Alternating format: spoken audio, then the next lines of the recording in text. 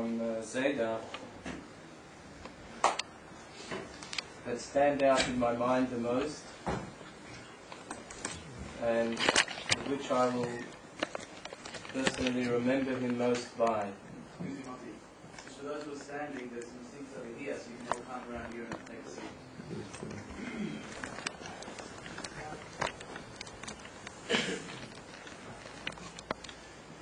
When I was 10 years old, so I went with my sister Fruma and my younger brother Sholem for 5 weeks to Baltimore. And we spent the Australian summer, Tavis and Shvat time. And the house that my grandparents lived in was a 2-bedroom place with a study. And being that I was there with my sister, so she had the 2nd bedroom, and I slept in the study. And every single night, for 5 weeks, we had a trundle bed, and I used to wake up, sometimes 1 a.m., 2 a.m., 3 a.m., and there was a little lamp burning in the room, and Zayda was there with a Gemara. And I remember as a child, I'd never seen before what it meant that somebody was up all night studying Torah every single night. And it had such an unbelievable impression, and I remember feeling like safe, and waking up at any time and seeing my Zayda in the study behind me at the desk with his sefer open. A few of the times his head was down and he was sleeping on the sefer. But it happened every night, and I remember thinking, when does he sleep? And it was just something that, as I said, I'll never forget, one of my childhood memories that have made a tremendous impact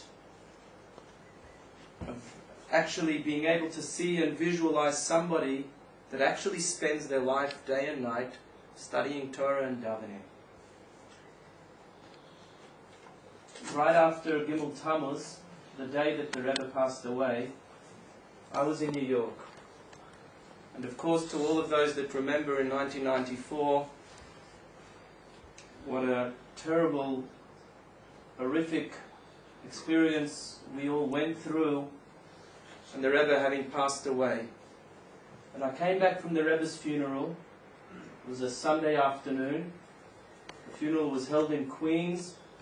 And I came back to Crown Heights, to Brooklyn, we had an apartment there on Crown Street, a basement.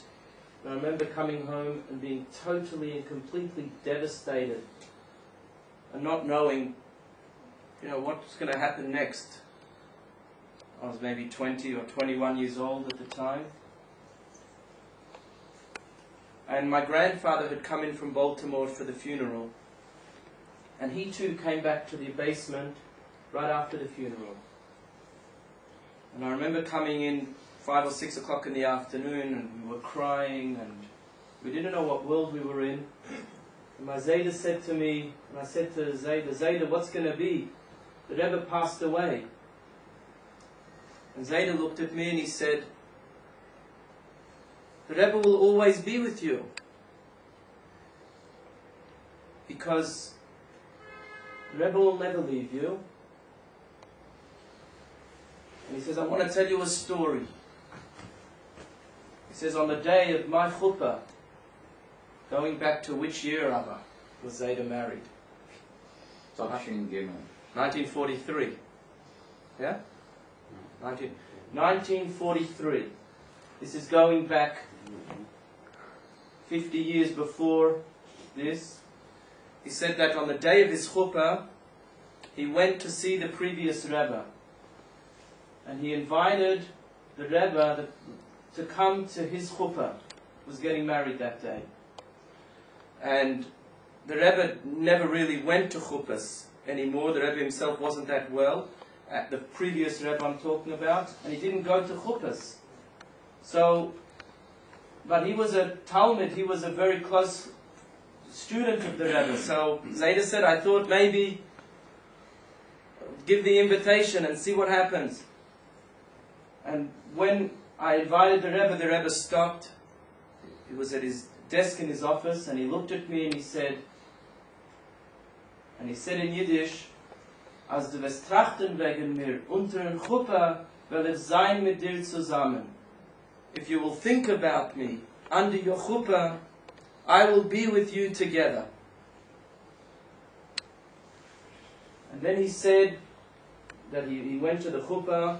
The previous Rebbe didn't physically come along, but the Rebbe promised him that if he will think about him, he will be with him always. And then there was another occasion where the Rebbe told my Zayda, and this is what my Zayda was repeating to me once, also in Yechidus, in a private audience, the Rebbe told him that there is a famous expression which says, "B'mokim shemachshavto shel adam sham hu nimtza," that which literally normally means that where your mind is, that's where you are. So if you think about something, what you're thinking about, that's where you are. You might physically be here, but if you're thinking about something else, you're somewhere else. But the Rebbe said there's another pshat in that word. B'mokem shemachshavto shel adam, where you think of something or somebody, shom hu nimtza, that is where that person whom you are thinking about is. So if you think about a person, you actually bring that person into your world, into your reality, and into your life. And Zayda said on that day, he said, for the last 40 years, the previous Rebbe passed away in 1950, and this was 44 years later. He says, the Rebbe never passed away.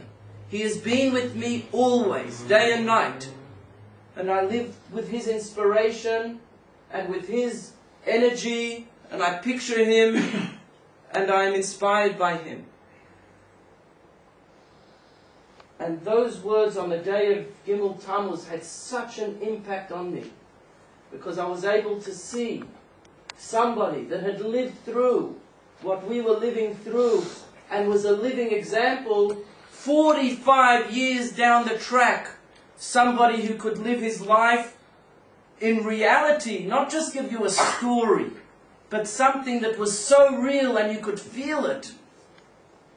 And that gave me at that moment such comfort and such hope that yes, we could continue and we could go on, because just like the previous Rebbe was going to, when my Zayda felt he was with him always, so too we would be able to feel that the Rebbe is with us always, until the coming of Mashiach.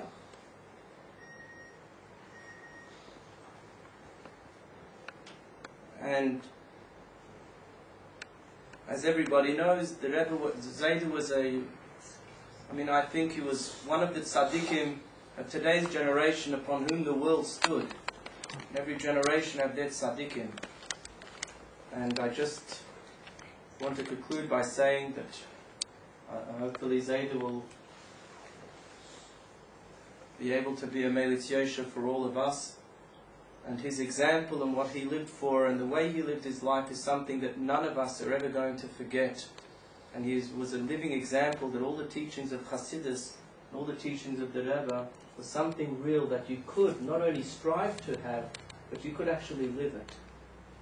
So Yehi Zichrei Baruch, and may he be a Melitz Yosher upon all of us, and may we all, just a little bit, be able to go in his way.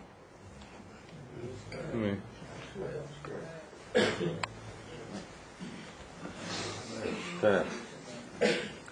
I would just like to add one thing in regard to what Rabbi Motti said, that at one stage the Rebbe, everybody knows the Rebbe had very late nights. And he used to see people many times all nights, and he used to work in his office all nights. And at one stage, I don't know whether it was 3 o'clock in the morning or 4 o'clock in the morning, when the Rebbe told Rabbi Chadikov, his secretary, that he should call my father to ask him about something. So Rabbi Chadikov said, it's 4 o'clock in the morning or something like that. I mean, he's probably sleeping.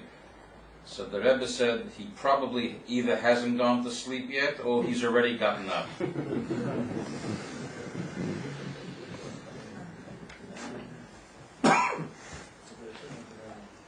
Brachim Mekaper Rabbi Melayash Vishvihir Vazakavate Vilayoy Kolkam Haleluya Shia Meladiana Inavi Kareinu Shia Malishni Baruch Mosadi